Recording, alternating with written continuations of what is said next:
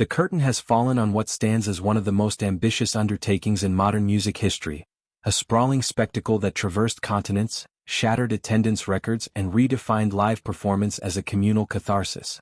Now, through a meticulously crafted docuseries, the architect of this phenomenon invites audiences backstage, peeling back layers of glamour to reveal the grit, joy, and harrowing shadows that define the journey. Spanning 6 episodes that unspool like chapters in an epic memoir, the series weaves interviews, archival footage, and intimate vignettes into a tapestry of triumph laced with vulnerability. At its genesis, the tour emerged from dual tempests, a seismic shift in artistic ownership and a global halt that silenced stages worldwide. The musician, whose early catalog, spanning debut innocence to red-lipped rebellion, had been wrested from her control, channeled defiance into reclamation. Re-recording each album note for note wasn't just contractual warfare. It was a phoenix rising, igniting a fire to celebrate her past amid reinvention.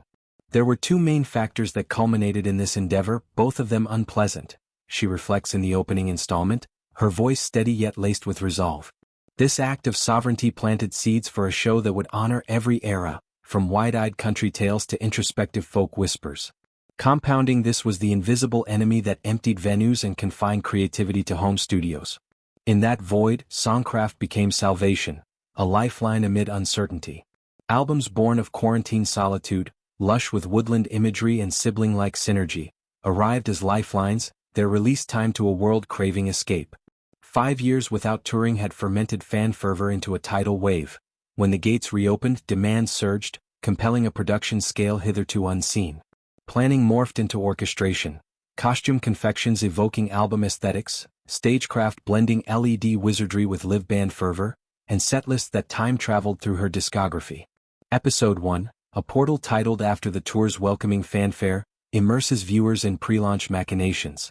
Yet, it swiftly confronts the specter of peril that stalked the production. Cancellations in a European capital, precipitated by intelligence of a foiled extremist scheme, 2 perpetrators apprehended mere days before throngs would gather, cast long shadows. "We've had a series of very violent, scary things happen to the tour," she confides, eyes glistening. "We dodged like a massacre situation. And so, I've just been kind of all over the place." The weight compounds with a gut-wrenching UK tragedy. A themed dance gathering for young enthusiasts turned fatal, claiming 3 lives and scarring survivors. Through quivering lips, she grapples with inexpressible sorrow, pausing mid-sentence as emotion overtakes. Backstage encounters with bereaved kin and resilient youth, facilitated post-incident, unfold with raw tenderness. Captured in quiet aftermath, she and her steadfast maternal confidant share sobs, the elder affirming, "I know you helped them. I know it doesn't seem like it, but I know you helped them."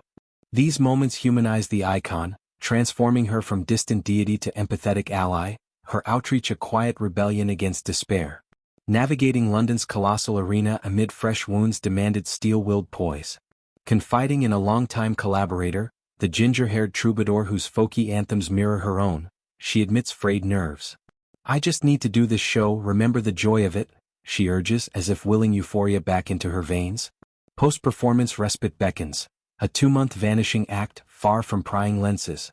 "I'm just gonna go somewhere no one can find me," she shares. "I just don't want to be tracked like an animal. I just have felt very hunted lately." It's a stark admission in an age of omnipresent surveillance, where adoration veers into obsession. Amid the tumult, glimmers of generosity illuminate the narrative. As tour segments conclude, windfalls materialize for the unsung heroes, riggers, seamstresses, instrumentalists whose toil crafts illusions of effortlessness. Bonus day is so important, she emphasizes, detailing a tiered system where escalating revenues yield escalating rewards.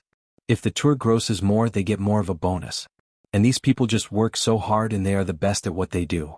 Personalization elevates the gesture, hand-scribbled missives, penned over exhaustive weeks, accompany checks, eliciting misty-eyed gratitude.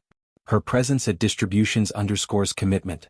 "So, every single person on the crew, I've handwritten them a note. It took me a couple weeks, but it's fun to write the notes." Even absent from the fray, her partner, a gridiron gladiator whose touchdown celebrations rival her mic drops, mirrors fan zeal.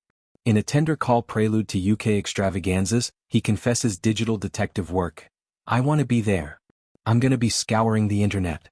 Their exchange, laced with longing and levity, bridges personal and public realms, hinting at a romance resilient against rumor mills. Choreographic alchemy owes debts to silver screen sorcery. Enlisting counsel from a crimson-tressed thespian famed for indie quirks and dance-infused dramas, she sourced a virtuoso movement maven. With choreography, I asked one of my friends, "Who have you worked with that you would recommend for this?" And she's like, "There's only one person that needs to be on your list." This led to a tandem of terpsichore and celluloid acclaim, their prior collaboration on a jazz-inflected musical fable informing kinetic sequences that propel her through eras with balletic precision. Preserving serendipity's thrill demanded clandestine cunning. Surprise interludes, impromptu duets with ethereal vocalists on sun-soaked tracks, or unannounced deep cuts, hinged on stealth. Rehearsals hushed volumes on amplification systems, bands miming in near silence to evade eavesdroppers amassed beyond barriers. "It is so much extra work to keep things a surprise," she concedes in the sophomore segment, dubbed for enchantment's slight. "Let me tell ya, I need a nap just thinking about it. But it's so worth it when we can actually pull it off." This veil of secrecy amplified revelations, turning ordinary nights into legend. The series' second act delves into logistical labyrinths, transporting tons of scenery across oceans, synchronizing pyrotechnics with playlist pivots, and adapting to capricious climes, from arid deserts to misty metropolises. Interviews with production savants unveil the alchemy. LED screens morphing into forest canopies or cosmic voids, wardrobe swaps mid-show evoking character arcs. Yet, vulnerability threads throughout, admissions of vocal strain after marathon vocal marathons, the psychic toll of projecting invincibility. Fan interludes ground the grandeur. Testimonials from devotees who journeyed continents, their lives punctuated by her lyrics. One recounts a proposal under confetti rains, another, solace in stadium sing-alongs during personal storms. These vignettes affirm the tour's alchemy, not mere concerts but rituals of collective unburdening. As episodes cascade weekly, anticipation simmers for deeper dives. Acoustic origins, stylistic evolutions, the alchemy of merging folklore whimsy with midnight's melancholy. Accompanying cinematic coda, chronicling the denouement's grandeur, extends the immersion.